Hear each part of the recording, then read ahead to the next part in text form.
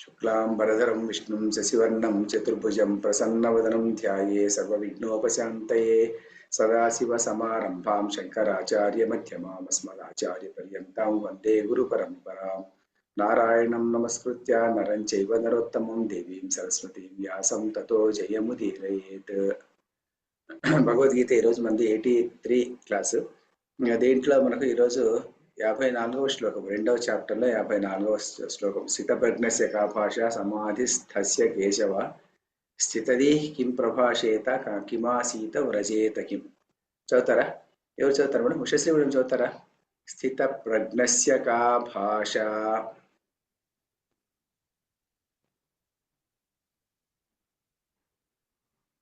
చదువుతారా మేడం?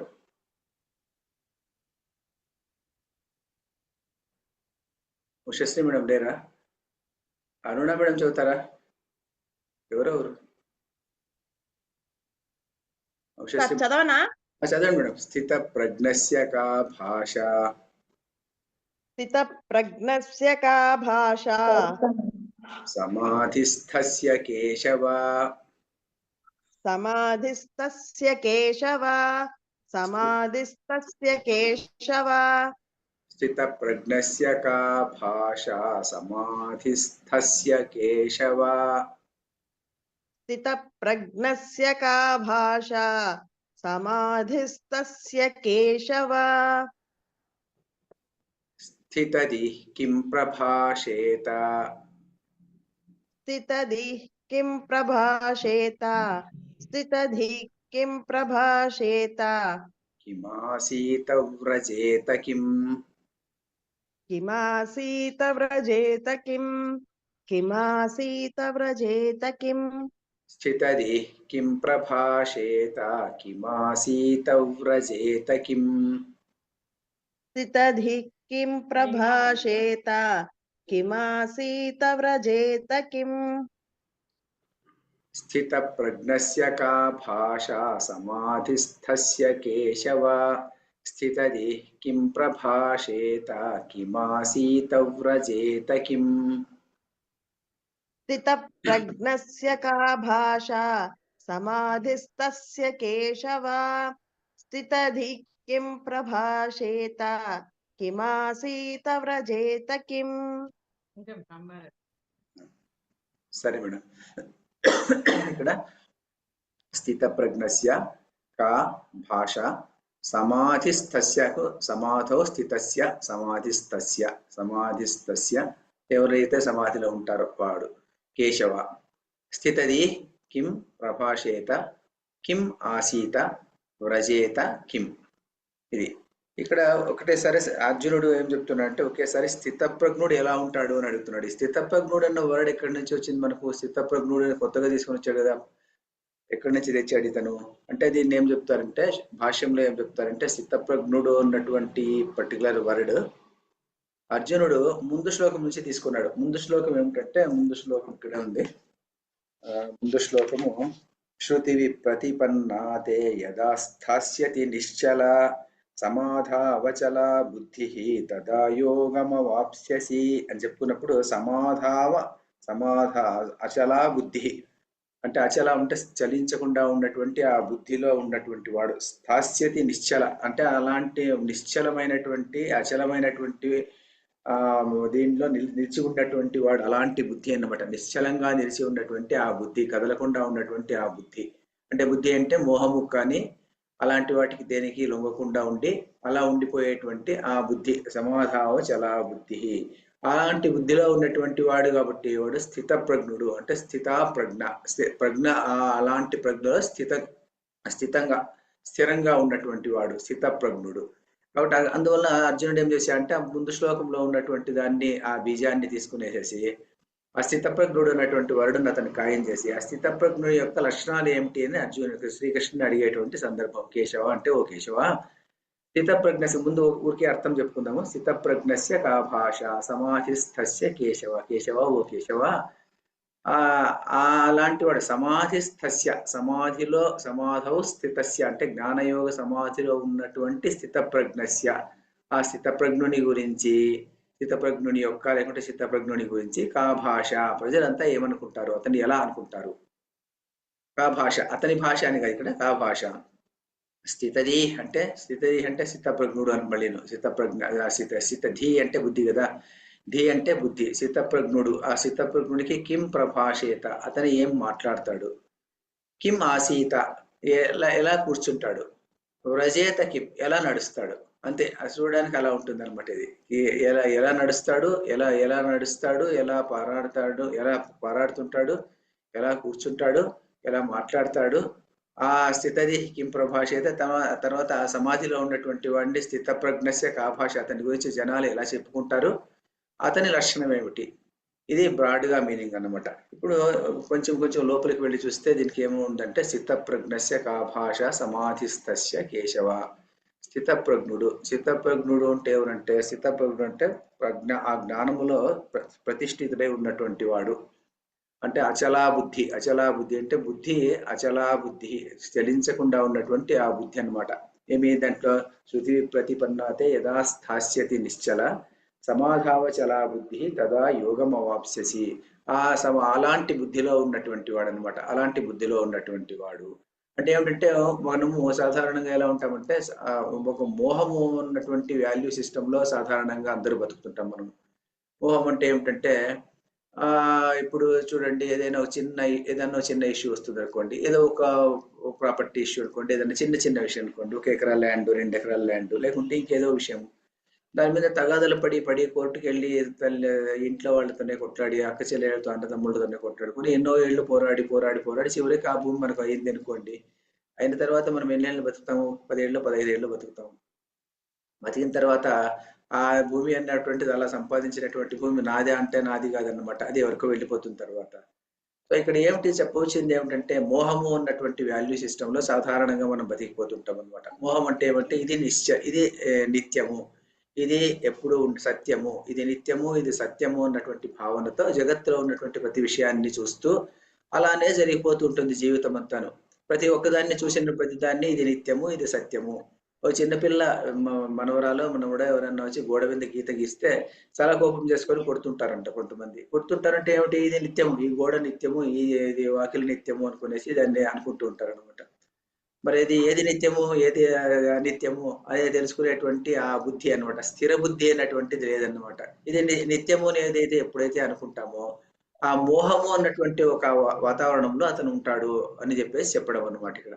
ఈ స్థితప్రజ్ఞుడు అన్నటువంటి వాడు ఎలా ఉంటాడు, స్థితప్రజ్ఞుడు అన్నటువంటి వాడు అలా ఉండడు అనమాట. స్థితప్రజ్ఞుడు అన్నటువంటి వాడు, వాడి ప్రజ్ఞ నిశ్చలంగా ఉంటుంది అనమాట. ఇది నిత్యమా, అది అనిత్యమా, ఇది సత్యమా, అసత్యమా అన్నటువంటి భావన ప్రతి విషయంలోనూ, ప్రతి మూమెంట్లోనూ, ప్రతి క్షణంలోనూ, ప్రతి ముహూర్తంలోనూ అది వాడికి ఆలోచనలో మనసు మీద ఆ నిగ్రహం అన్నటువంటిది ఉంటుంది. ఏదైనా జరిగింది అంటే అంతే కదా ఇది అనేటువంటి భావన అన్నమాట. ఇది ఇది పోయింది, ఏదో ఒక పోతున్నప్పుడు ఏదో పర్సు పోయింది అని చెప్పేసి దాని గురించి ఎక్కువ ఆలోచన చేసుకుంటూ, దాని మీదే చర్చ చేసుకుంటూ, దాన్నే కొన్ని రోజులు బాధపడేటువంటి అవసరం లేదన్నమాట. ఏదో పర్సు పోయింది అన్నటువంటి భావన ఉంటుంది అంతేగాని అదే నిత్యము, అదే సత్యము అనుకునేసి అలాగే ఉండిపోవడం అనమాట. అలాగే ఉండిపోయి దానికోసమే బాధపడిపోవడము అన్నటువంటిది ఉండకూడదు అని చెప్పేసి చెప్తారనమాట. స్వామి రామతీర్థ గారు దీని మీద ఒకటి చెప్పేటువంటి వాళ్ళు అనమాట. ఒక ఉదాహరణ చెప్తారు ఆయన. ఏం చెప్తారంటే, దోమలు ఉంటాయంట. దోమలు ఉన్నప్పుడు దోమలు వచ్చి కుడుతుంటాయి. దోమలు కుట్టేటప్పుడు మనం ఏం చేస్తుంటామంటే, దోమలు కుట్టకుండా మనం చూసుకునే దానికోసం మనం ఏం చేస్తాము, మనం దానికోసం ఒక దోమ తెర కట్టుకోవడము, లేకుంటే దోమలు చంపడానికి ప్రయత్నించడమో చేస్తుంటాము. కానీ అది అన్నిటికీ మించిపోయి ఇంకా ఎక్కువ కరుస్తుంటాయి అనుకోండి, దాన్ని ఏం చేస్తాము, సహిస్తాము. అంతేగా ఆ దోమలనే ఒక ఇష్యూగా చేసుకునేసి ఆ దోమల గురించి ఎక్కువ మాట్లాడుకుంటూ ఆ దోమల విషయంలోనే మనం మనసంతా పెట్టుకునేస్తే మనం దోమల్లోనే ఉండిపోతాము. కానీ దోమల నుంచి బయటికి రావాలి కదా. మనం దోమల నుంచి బయటికి రావాలంటే మనసు నిశ్చలంగా ఉండాలి. మనసు నిశ్చలంగా ఉండాలి అంటే మనము we should be mindful of what is happening around, but we should not be carry over by all those issues అని చెప్తారు ఆయన. ఆయన ఇంగ్లీష్ లో భాష్యం రాస్తారు. ఆయన భాష్యం రాసేటప్పుడు ఆయన స్పీచెస్ లో కూడా అలాగే వస్తుంది. ఏం చెప్తారంటే, ఇలా మనము ఈ స్థితప్రజ్ఞుడు అన్నటువంటి వాడు is aware of what is happening around, but is not carried over by all those things. అదే ఇష్యూగా క్యారీ ఓవర్ అయిపోకుండా ఉంటాడు అతను అని చెప్పేసి చెప్తారనమాట. దీన్ని ఇంకా టర్మినాలజీలో ఇంకొక మహానుభావుడు ఏం చెప్పారంటే, ఇంటి ముందర కాలువలు ఉంటాయంట. కాలువలు ఉండేటువంటి కాలువల్లో నీరు వెళ్ళిపోతుంటాయంట. కాలువలు ఉన్నాయి కదా అని చెప్పేసి నీ సమయం అంతా కాలువల్లో వృధా చేయొద్దు అని చెప్తాడు అనమాట. అంటే కాలువలు ఉన్నాయని చెప్పి కాలువల్లో వృధా చేసేటువంటి అవసరం లేదు. నీ పని వేరే పని ఉంటుంది. ఆ పని నువ్వు చేసుకోవాలి అంతేగాని నువ్వు అవి ఉన్నాయి కదా అని చెప్పేసి దాంట్లో నీ సమయాన్నంతా వెచ్చించద్దు అని చెప్తారనమాట. అంటే ఏమిటంటే స్థితప్రజ్ఞునికి మామూలు మనలాంటి వాళ్ళకి భేదం ఏమిటంటే మనలాంటి వాళ్ళే మోహము అన్నటువంటి ఒక ప్రవాహంలో కొట్టుకొని పోతుంటాము. చూసిన ప్రతిదీ నిత్యము ఇది సత్యము అనుకునేసి మనం ఏం చేస్తుంటామంటే అలా వెళ్ళిపోతుంటాం అనమాట. ఈ స్థితప్రజ్ఞుడు అన్నటువంటి వాడు అలా ఉండడు అనమాట. అందువల్ల స్థితప్రజ్ఞుడికి ఒక డెఫినేషన్ ఇస్తాడనమాట శంకరాచార్యుడి కింద ఒకటి ఇస్తాడు. శంకరాచార్యుడు ఏం డెఫినేషన్ ఇస్తా అంటే స్థిత ప్రతిష్ఠిత అహమస్మి పరం బ్రహ్మ ఇది ప్రజ్ఞ యస్య సహ స్థిత ప్రజ్ఞ అంటాడు అనమాట. స్థిత ప్రజ్ఞుడు ఒక డెఫినేషన్ శంకరాచార్యుడు ఇచ్చినటువంటి డెఫినేషన్. స్థిత ప్రతిష్ఠిత అహమస్మి పరం బ్రహ్మ, నేను పరం బ్రహ్మ, నేనే అహం బ్రహ్మాస్మి అన్నటువంటి బుద్ధిలో స్థిత ప్రతిష్ఠిత, ఆ బుద్ధిలోనే ప్రతిష్ఠితమైనటువంటి బుద్ధి ఉన్నటువంటి వాడు ఇది ప్రజ్ఞ, ఈ ప్రజ్ఞ యస్య సహ స్థిత ప్రజ్ఞ, అతను స్థిత ప్రజ్ఞుడు అని చెప్తాడు అనమాట. ఈ స్థిత ప్రజ్ఞుడు ఎలా ఉంటాడు? అహమస్మి పరం బ్రహ్మ, అహం బ్రహ్మాస్మి అంటే నేను ఎప్పుడు బ్రహ్మ అని ఎప్పుడు చెప్పుకుంటూ ఉంటాడు అనమాట. అతను ఆ నిష్టలో ఉంటాడనమాట. అతని గురించి వేరే వాళ్ళు చెప్పాలన్నమాట. ఇతను అహం బ్రహ్మాస్మి అన్నటువంటి భావనలో ఇతను ఉండేటువంటి వాడు అని వేరే వాళ్ళు చెప్పుకోవాలి. అంతేగాని అతను చెప్పుకోడు అనమాట. ఆ అహం బ్రహ్మాస్మి అన్నటువంటి భావన అతని మనసులో ఉంటుంది, ఎప్పుడు ఉంటుంది. అంతేగాని దాన్ని బయటికి చెప్పుకోడు అనమాట. మనము చూడండి ఎందుకు చెప్పుకోడంటే మనం మనుషులు అనుకోండి, అహం మనుష్య మనం చెప్పుకోము.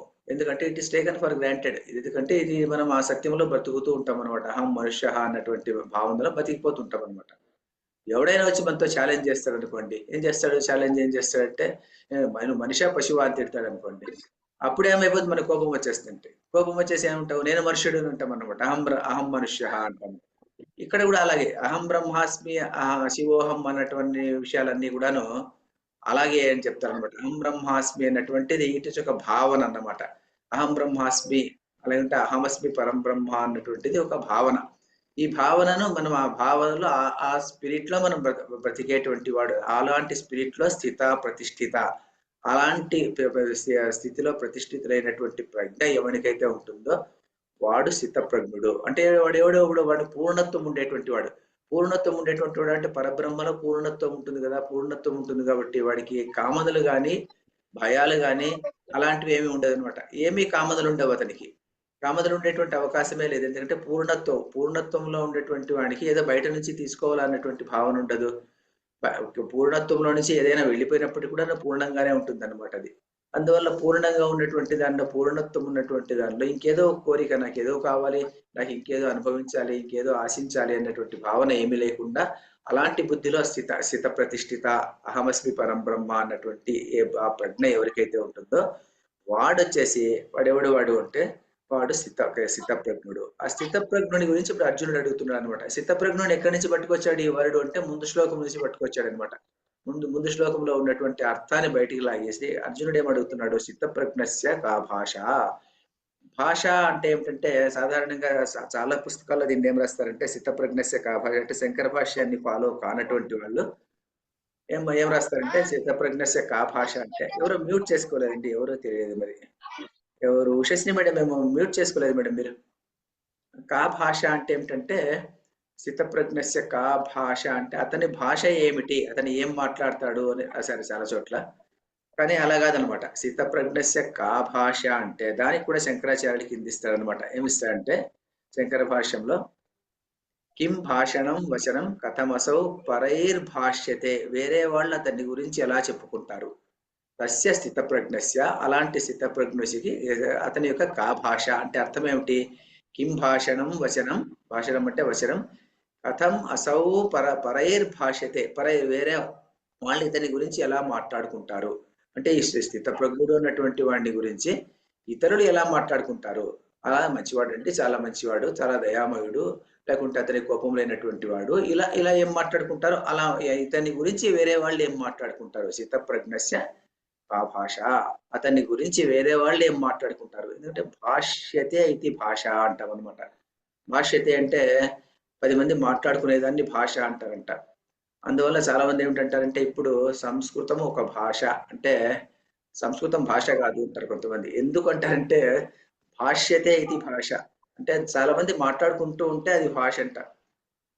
ఇప్పుడు సంస్కృతం అన్నటువంటిది ఒక లాంగ్వేజ్ గా ఉంది, పుస్తకాల్లో ఉంది, అక్కడ ఉంది, ఇక్కడ ఉంది, అంతేగాని చాలా మంది మాట్లాడేటువంటి వాళ్ళు లేరు కదా ఇప్పుడు. మాట్లాడేటువంటి వాళ్ళు, మాట్లాడేటప్పుడు అర్థం చేసుకునేటువంటి వాళ్ళు, అలాంటి వాళ్ళు చాలా చాలా తక్కువగా అరుదుగా ఉన్నారు కాబట్టేసి అది రూపం అన్నటువంటిది పోతుంది. సంస్కృతం ఇది ఒక లాంగ్వేజ్, దానికి తెలుగులో దానికి ట్రాన్స్లేషన్ ఏం చెప్తారో తెలియదు మరి. మరి భాష అన్నటువంటి ఇటిమాలజికల్ మీనింగ్ అది ఆ దగ్గరగా సంబంధం లేకుండా అయిపోయింది అని చెప్పేసి చాలా మంది చెప్తుంటారు. అంటే భాష అన్నటువంటిది ఇప్పుడు ఇంగ్లీష్ భాష అయి కూర్చుంది. ఎందుకు భాష అయి కూర్చుంది అంటే 10 మంది మనం అలా ఇంగ్లీష్ లో మాట్లాడుకుంటాము. కానీ ఇంగ్లీష్ లో మాట్లాడుకున్నటువంటి ఆ సులభంగా సంస్కృతం మాట్లాడుకోలేం మనం. ఒకప్పుడు సంస్కృతం భాషగా ఉండేది, ఎందుకంటే భాష్యతే ఇది భాష. అందువల్ల ఇప్పుడు భాష అంటే ఏమిటంటే ఇక్కడ స్థితప్రజ్ఞస్య కా భాష అంటే అతన్ని గురించి 10 మంది ఏమి భాషించుకుంటారో, ఏమి వచనం చెప్పుకుంటారో, అతని గురించి ఏమి చెప్పుకుంటారు. స్థితప్రజ్ఞస్య కా భాష. సమాధిస్థస్య కేశవ. కేశవ, ఓ కేశవ. కేశవ అంటే ఏమర్థము? కేశవ అంటే సాధారణమైనటువంటి అర్థం ఏమిటంటే ఓ కేసి అన్నటువంటి ఒక రాక్షసుని సంహరించినటువంటి వాడా అని ఒక అర్థం అనమాట. కేసి అన్నటువంటి రాక్షసి. శ్రీకృష్ణుడు ఎప్పుడో కేసి అయినటువంటి రాక్షసి అండి. మనం 10వ దశమస్కందంలో మనకు మహాభాగవతంలో కనిపిస్తుంది. ఆ కేసి అయినటువంటి రాక్షసుని శ్రీకృష్ణుడు చంపినాడు కాబట్టి అది కేశవ అని అంటారు అని చెప్పేసి. కానీ కేశవ అన్నటువంటి దానికి ఇంకొక అందమైనటువంటి అర్థం అవుతుంది అనమాట. అదేమిటంటే కేశవ అంటే వా అంటే అర్థం ఏమిటంటే వా అంటే చాలా అందము, చాలా మధురంగా ఉండేది అని అర్థం అనమాట. వా అంటే చాలా అందమైనది అనేసి ఒక అర్థం. కేశవ అంటే కేశములు చాలా అందంగా ఉన్నటువంటి వాడు. కేశములు అంటే అతని వెంట్రుకలు చాలా అందంగా ఉండేటువంటి గిరిజాల జుట్టు ఉండేటువంటి వాడు అంట శ్రీకృష్ణుడు. దానికి ఎగ్జాంపుల్ గా మనకు భాగవతంలో ఒక పద్యం ఉంది. ఆ పద్యాన్ని కూడా నేను రాసుకొని వచ్చాను, చూపిస్తాను. భాగవతంలో వచ్చినటువంటి పద్యం ఏమిటంటే ఇక్కడ ఉంది. కేశవ కర్ణాలంబిత కాకపక్షములతో అంటే ఇక్కడ నేపథ్యం ఏమిటంటే శ్రీకృష్ణుడు చిన్న పిల్లవాడుగా ఉన్నప్పుడు ఆ సద్ది ముద్దను చేతిలో పట్టుకునేసి అతను ఆ దూడలన్నీ తీసుకునేసి దూరానికి వెళ్ళిపోయాడంట మేపుకునేదానికి. ఇక్కడ ఉన్నటువంటి వాళ్ళంతా మరి ఆవులు దూడలు ఎక్కడ పోయినాయి వీళ్ళంతా ఆదుర్దతో చూస్తుంటే ఆయన అక్కడికి వస్తున్నాడు అనమాట. వచ్చేటువంటి సందర్భంలో ఆయన చేతిలో కవళం ఉంది. కవళం చేతిలో పట్టుకునేసేసి ఆయన వస్తున్నాడు అనమాట. అలాంటి సందర్భంలో అతన్ని కేశాలను గురించి పోతన ఒక వర్ణన చేస్తాడు అనమాట. కర్ణాలంబిత కాకపక్షములతో అంటే కర్ణములు అంటే చెవుల నుంచి కిందికి వేలాడేంతటి వరకు ఉన్నటువంటి కాకపక్షములు. కాకపక్షములు అంటే గిరజాల జుట్టు అంట.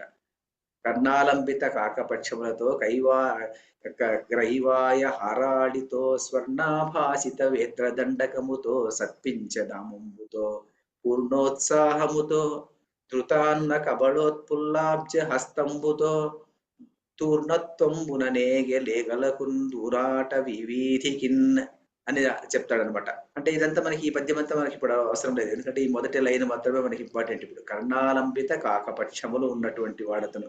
కర్ణాలంబిత కాకపక్షములు అంటే కర్ణము చెవుల వరకు వేలాడేటువంటి ముంగురులు, నల్లని ముంగుర్లు. కాకపక్షములు అంటే నల్లని ముంగుర్లు ఉన్నటువంటి వాడు. కర్ణ అంటే చెవుల మీద ఆలంబిత వేలాడుచున్న కాకపక్షములు, జులపాలు అలాంటి వాడు అనమాట. ఉండేటువంటి శ్రీకృష్ణుడి గురించి మా భాగవతంలో పోతన భాగవతంలో వర్ణిస్తారనమాట. ఇలాంటి కేశములు ఉన్నాయి కాబట్టి అతన్ని కేశవ అంటారు అని చెప్పేసి రెండవ అర్థం అనమాట. కేశవ అంటే అంత అందమైనటువంటి జుట్టు ఉండేటువంటి వాడా శ్రీకృష్ణ అని ఒక అర్థము. కేసి అయినటువంటి రాక్షసుని చంపినటువంటి వాడా శ్రీకృష్ణ అనేటువంటి రెండవ అర్థం అనమాట. ఇప్పుడు అర్జునుడు ఏమడుతున్నా అంటే స్థితప్రజ్ఞస్య కా భాష. స్థితప్రజ్ఞుడు అంటే అలాంటి మోహము అన్నటువంటి దానిలో లేకోకుండా నిత్యానిత్యములు తెలిసినటువంటి వాడు, సత్యాసత్యములు తెలిసినటువంటి వాడు, తర్వాత అహం బ్రహ్మాస్మి అన్నటువంటి ప్రజ్ఞలో స్థిరమైనటువంటి మనస్సు ఉన్నటువంటి వాడు అలాంటి వాడిని గురించి నేను ఇంతవరకు చెప్పావు, బాగానే ఉంది. కానీ వాడిని గుర్తించడం ఎలా? వాడు ఇలా వీడు స్థితప్రజ్ఞుడు నేను ఎలా గుర్తించాలి? ఎవడైనా వాడు ఉంటాడు మనిషి, అతడు స్థితప్రజ్ఞుడా కాదా నేను ఎలా గుర్తించాలి? అతని యొక్క భాష కా భాష, అతని గురించి 10 మంది ఏం చెప్పుకుంటుంటారు అతని గురించి? స్థితప్రజ్ఞస్య కా భాష.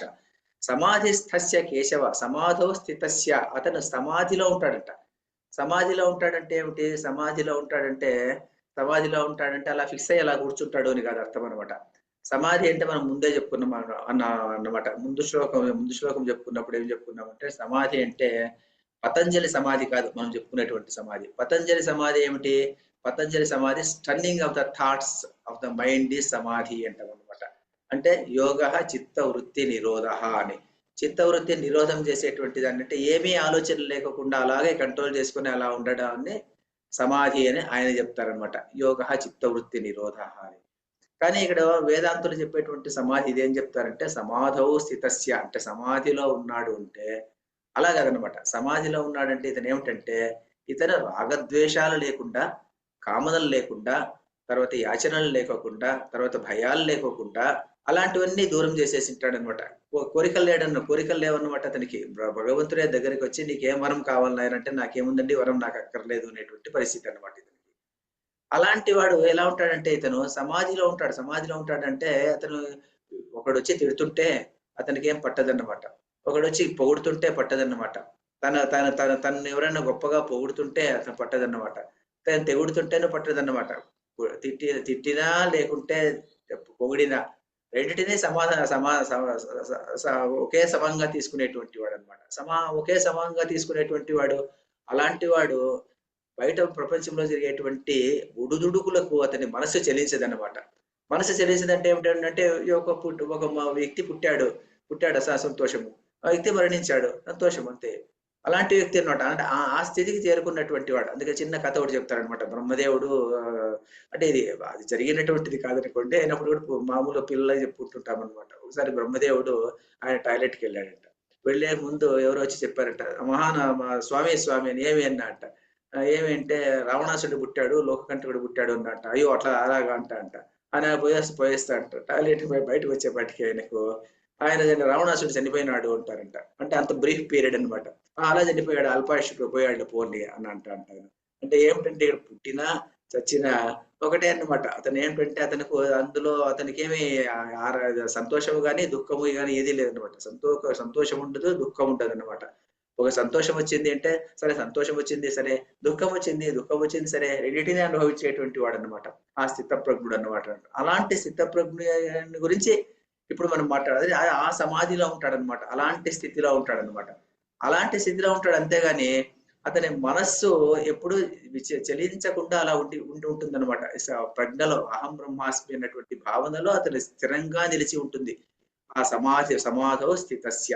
అంతేగాని అతను ఆలోచన లేకుండా నిరోధించడం అనమాట. ఆలోచన లేకుండా నిరోధించేది ఎలా నిరోధించగలుగుతాము? పతంజలి యోగ శాస్త్రం ప్రకారం అలా తీసుకుంటే మనం నిద్రపోయినప్పుడు ఏమైపోతుంది? మన ఆలోచనలంతా స్తంభించబడిపోతాయి అనమాట. నిద్ర నుంచి లేచిన తర్వాత మళ్ళీ మనం నిన్నటి రోజు నాకు కక్ష ఉన్నటువంటి వాడు ఈ రోజు పొద్దున్నే లేచిన తర్వాత కూడా వాడు నాకు శత్రువే, నిన్నటి రోజు నాకు మంచిగా ఉన్నటువంటి వాడు ఈ రోజు నాకు మిత్రుడే, అలా భావనతో ఉంటాం అనమాట. మిత్రుడు శత్రువు అన్నటువంటి భావన అన్నటువంటిది ఆ నిద్రపోయినటువంటి కొంచెం సేపు ఉండదన్నమాట. ఎందుకంటే మైండ్ స్టిల్ అయిపోయింటుంది అప్పుడు. తర్వాత మళ్ళీ మైండ్ మామూలుగా వచ్చేపాటికి మళ్ళీ మామూలుగా అదే దీంట్లోనే ఉంటాం అనమాట. అందువల్ల ఏం చెప్తారంటే ఆ సమాధి పతంజలి చెప్పేటువంటి యోగ సమాధిలో అవివేకి అయినటువంటి వాడు ఆ సమాధిలోకి వెళితే ఆ సమాధి అయిపోయిన తర్వాత మళ్ళీ అవివేకిగానే బయటకు వస్తాడు. కానీ అంతఃకరణ శుద్ధి అన్నటువంటిది వాడికి రాదన్నమాట. కానీ ఇక్కడ చెప్పేటువంటి సమాధి అలా కాదనమాట. అంతఃకరణ శుద్ధి ఉంటుంది అనమాట ఇతనికి. అంతఃకరణ శుద్ధి ఉన్న దాని వల్ల శమదమాది షట్క సంపత్తి అంటాం అనమాట. శమ దమ తితిక్ష ఉపరతి ఇలాంటి 6 భావనలు అన్నమాట. ఈ ఆరు భావనలు అతని సంపదలు అన్నమాట. ఈ సంపదలు ఉన్నటువంటి వాడు ఆయన ఏం చేస్తా అంటే ఆ సమాధిలో ఉంటాడనమాట. అంటే బయట ప్రపంచంలో జరిగేటువంటి ప్రతి ఈవెంట్ ఆయన గమనిస్తూనే ఉంటాడు. ఒక సాక్షిగా గమనిస్తుంటాడు. అంతేగాని ఆ ప్రవాహంలో అతను కొట్టుకొని పోడు. ఆ ప్రవాహంలో కొట్టుకొని పోకుండా అతను అలాగే ఉంటాడు అని చెప్తాడు అనమాట. అంటే ఏమిటంటే ఇక్కడ అవేక్ఫుల్ అలర్ట్నెస్ అంటాం అనమాట. Awakeful alertness over the issues of the world that is happening అని. ప్రపంచంలో జరిగేటువంటి ప్రతి విషయాన్ని అతను గమనిస్తూ ఉంటాడు కానీ ఆ ప్రవాహంలో కొట్టుకొని పోడు అన్నమాట. 10 మంది పాలిటిషియన్ గురించి డిస్కస్ చేసేటువంటి సందర్భంలో ఇతను చూస్తుంటాడు అంతే. అతను వచ్చాడు, ఇతను వస్తే మంచిది, అతను వస్తే మంచిది, ఆ ప్రైమ్ మినిస్టర్ మంచిది, వీడి చెడ్డువాడు, అలా ఏమేమో మనం మాట్లాడుకొని మనం సాధారణంగా మన సమయాన్ని అలా గడిపేస్తుంటాం అనమాట. లేకుంటే వాడు మంచివాడు, వీడి చెడ్డవాడు, ఆమె ఇలాంటిది, ఈమె ఇలాంటిది ఏమో మాట్లాడుకుంటుంటాం అనమాట. కానీ స్థితప్రజ్ఞుడు అనేటువంటి వాడు ఎలా ఉంటాడు? సమాధిలో ఉంటాడంటే ఇవన్నీ వింటుంటాడు. వింటున్నప్పుడు కూడా మనసు ఉన్నటువంటిది చలించదు అనమాట. మనసు అలాగే ప్రశాంతంగా అలాగే ఉంటుందన్నమాట. అలాంటి వాడు సమాధౌ స్థితస్య అంటే జ్ఞానయోగ సమాధిలో ఉన్నటువంటి వాడు, అవేక్ఫుల్ అలర్ట్నెస్ అంటాం. ఈ అవేక్ఫుల్ అలర్ట్నెస్ లో ఉన్నటువంటి వాడు, వాడిని గురించి కా భాష 10 మంది ఏం చెప్పుకుంటారు, వాడిని గురించి ఏం చెప్పుకుంటారు. స్థితది కిం ప్రభాషేత, వాడు ఏం మాట్లాడతాడు. స్థితది అంటే కూడా స్థితప్రజ్ఞుడు ఉన్నటువంటి వాడు. కిం ప్రభాషేత, వాడు ఏం మాట్లాడతాడు. వాడు ఏం మాట్లాడతాడంటే ఏమిటి, వాడు ఏం మాట్లాడతాడంటే వాడు ఎలా మాట్లాడతాడు అని కాదనమాట. వాడి చిత్తస్థితి ఎలా ఉంటుంది, వాడి చిత్తస్థితి ఎలా ఉంటుంది. సమాధి అన్నా కూడా అలాగే. సమాధి అంటే వాడు సమాధిలో ఉన్నప్పుడు కూడా వాడు ఎలా ఉంటాడు అన్న ఒక అర్థము. ఇక స్థితది కిం ప్రభాషేత, వీడు ఎలా ఏం మాట్లాడతాడు అంటే ఏం మాట్లాడతాడంటే వీడు స్వయంగా ఏం మాట్లాడతాడు, 10 మంది వీడి గురించి ఏం మాట్లాడతారు, వీడు స్వయంగా వీడేం మాట్లాడతాడు. స్థితప్రజ్ఞుడు అన్నటువంటి వాడు అంటే ఏం మాట్లాడతాడంటే ఒక వ్యక్తి యొక్క ఔన్నత్యం కానీ, అతని వ్యక్తిత్వం కానీ అతని మాటల మీద ఆధారపడి ఉంటుందంట. అతని మాట ఎలా మాట్లాడతాడు, అతని గురించి 10 మంది ఎలా మాట్లాడుకుంటారు అన్నటువంటి దాని మీద అతని వ్యక్తిత్వం అన్నటువంటిది ఆధారపడి ఉంటుంది. అతను సౌమ్యంగా మాట్లాడతాడా, లేకుంటే కోపంగా మాట్లాడతాడా, లేకుంటే దయా స్వభావంతో మాట్లాడతాడా, లేకుంటే ఇంకెలా మాట్లాడతాడు అతను, అదే యొక్క ప్రవర్తన ఏమిటి, విషయం ఏమిటి అని అక్కడ అడగడం అనమాట. ప్రభాషేత అంటే వాడు ఏం మాట్లాడతాడు, ఎలా మాట్లాడతాడు అంటే ఎలా మాట్లాడతాడు అంటే మెత్తగా మాట్లాడతాడా, గట్టిగా మాట్లాడతాడా, అలాగే అనమాట. అతని యొక్క మనస్సు ప్రవృత్తి ఎలా ఉంటుంది, మాట్లాడేటువంటి సమయంలో అతని ప్రవృత్తి ఎలా ఉంటుంది అని ఇక్కడ అడుగుతున్నారు అనమాట. స్థితది కిం ప్రభాషేత కిం ఆసీత, కిం ఆసీత, కిం ఆసీత అంటే వాడు కిం ఆసీత ఎలా కూర్చుంటాడు. ఎలా కూర్చుంటాడు అంటే అతను ఏమి పద్మాసనంలో కూర్చుంటాడా, లేకుంటే వజ్రాసనంలో కూర్చుంటాడా, లేకుంటే ఇంకేదైనా ఏ రకంగా కూర్చుంటాడా అని కాదు ఇక్కడ అర్థం అనమాట.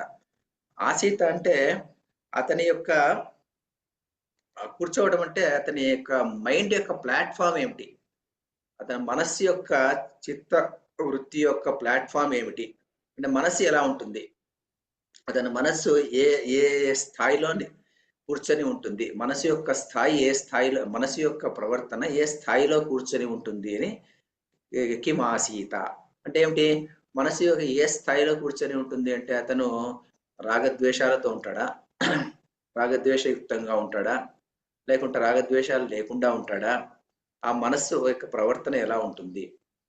కిం ఆసీత. అలాగే కిం వ్రజేత, వ్రజేత అంటే నడచడం మామూలుగా. వ్రజేత నడచడం అంటే ఏమిటి, నడచడం అంటే జగత్తులోకి నడచడం అనమాట. అంటే ప్రపంచంలోకి నడిచినప్పుడు, నిద్రావస్థలో నుంచి జాగృతావస్థలోకి నడిచి వచ్చినప్పుడు, జాగృతావస్థ నుంచి నిద్రావస్థలోకి వెళ్ళేటప్పుడు అంటే లోక వ్యవహారం, అతని లోక వ్యవహారం ఎలా ఉంటుంది, లోక వ్యవహారం ఎలా ఉంటుంది, అతనికి చిత్తప్రజ్ఞ యొక్క లోక వ్యవహారం ఎలా ఉంటుంది అంటే అదే వ్రజేత అంటే నడిచేది అనమాట. నడవడం అంటే అతను ఎలా నడుస్తాడు అంటే వంకరగా నడుస్తాడా, లేకుంటే స్ట్రైట్ గా నడుస్తాడా, అది కాదనమాట ఇక్కడ అర్థం.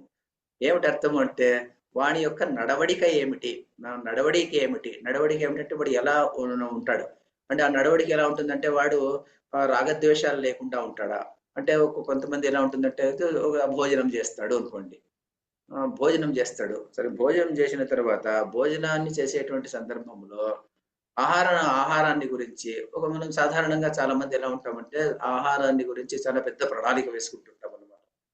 పెద్ద ప్రణాళిక అంటే మనము రేపటి దినము ఇవి శివరాత్రి అంటే శివరాత్రికి ఈ రోజు నుంచినే ప్లాన్ చేసుకుంటూ ఉంటాం అనమాట. రేపు గొజ్జు అటుకులు చేయాలా, లేకుంటే పానకం చేయాలనా, పెసరబాయలు చేయాలనా, ఏం చేయాలి అని చెప్పేసి ఈ రోజు నుంచి మనం ఆలోచన చేస్తుంటాం అనమాట.